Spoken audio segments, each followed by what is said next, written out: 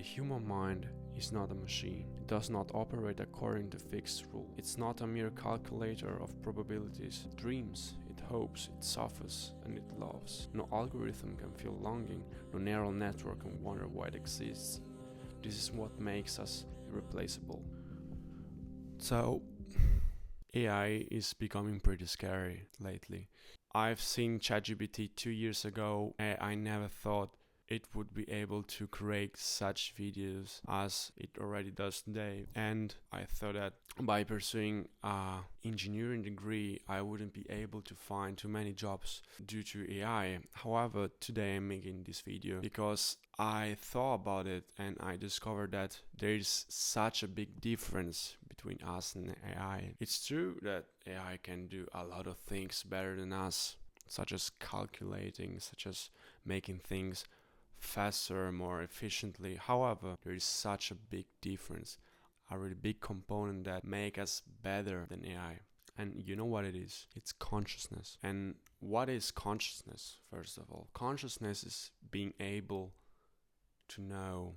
And why AI cannot be conscious? So, a conscious being can be produced and can derive only from other conscious beings. And since AI is made of simple, dead materials, it cannot be conscious.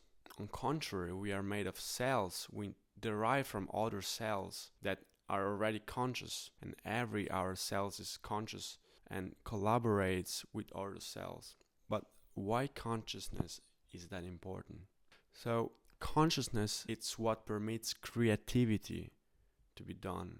I know what you think, but AI can create such a beautiful art. AI can write better, faster. However, did you ever think about why do artists still exist? Would someone pay $20,000 to pay for an AI art instead of a real person's art? I don't think that's the case. That's because the personal side is still really important. So that component that makes every one of us special, our personal experience, our consciousness. Moreover, AI cannot be really creative because since it's a classical machine, it can only make algorithms. It cannot be random, such as our creativity. So AI cannot really create new things. It can take from others and create an ensemble of those things. However, we are not only classical machines. That means that we just exist in this world. We are also quantum machines. And when you look at quantum particles, you see that they are not algorithmic. When you try to predict the results of a qubit, a quantum bit, so it can be either 0 or 1, we discover that that's completely random. And algorithms don't play a role there. That's why we are really valuable. And that's why in the future creativity will be far more valuable than normal jobs that can be replaced simply. So what are the steps you can do? Because okay, now you understood you're conscious, I is not. So you can be creative, and I is creative but is not that good. So what can you do now? In everything you do, you should be more conscious. So what do I mean? By conscious, I mean you have to be more present. You have to be more aware of what you're doing. By doing that, you are doing your thing with the help of your consciousness. And remember, consciousness is like it lays in another dimension. But we don't know now. It's like a point that lives in a 2D reality, and it doesn't know that 3D exists. So you are able to access other dimensions, and it is proven by quantum physics. So when you work and in everything you do in life, you should be able to access to this other dimension, to your consciousness, and you will see that you will, first of all, enjoy much more everything you do, and also you will become more efficient, more original, more creative. Everything will become better. So the real solution here is just to be more present, more conscious in everything you do. And if you want to get better in your work, be more conscious in what you're doing. It's pretty simple.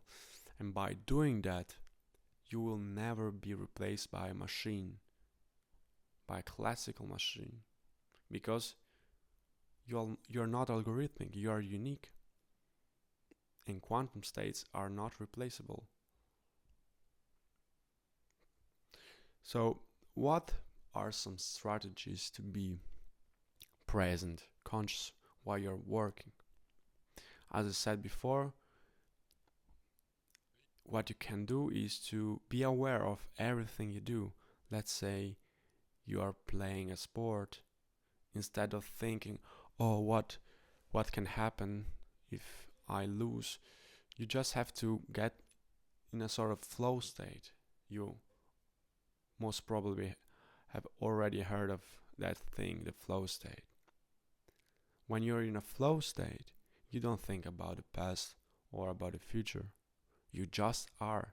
You're just doing that thing that you like, that you love.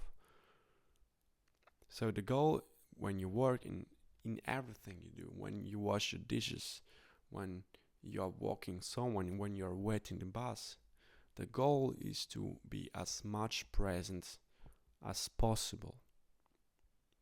Because consciousness makes everything better. Because you connect to the source, to this new dimension. And I'm not talking about some woo-woo stuff, because in other videos my goal is to explain scientifically the spirituality. So another way to be more conscious when you're working is to feel your body.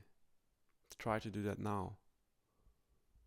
Is trying to feel your whole body, and you will feel that. You will feel your body, and you'll stop thinking and just you'll be. That's a really good way to be present. And the last way you can do that is by following and be conscious of your breathing. Let's say you're writing something, you're working. While you're writing or working, try to focus on your breathing, on the exhale and on the inhale. And by doing so, you'll get more peaceful, more concentrated, and more creative. You'll see that. But you should try, even now, when you're listening to me. So that's all. You're really valuable and you will never be replaced because you are a conscious being. So try now to discover your consciousness and your new part of yourself. Be present.